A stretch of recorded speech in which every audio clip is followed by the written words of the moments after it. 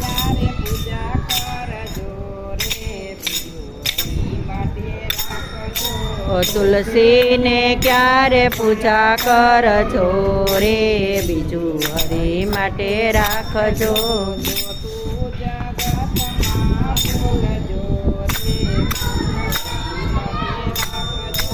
જો તું જગતમાં બોલજો રે બીજું હરી માટે રાખજો. તો તું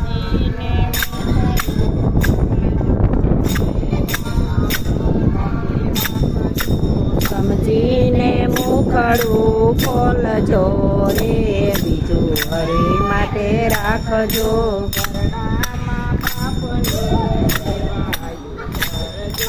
ઘરડામાં બાપની સેવાયું કરજો.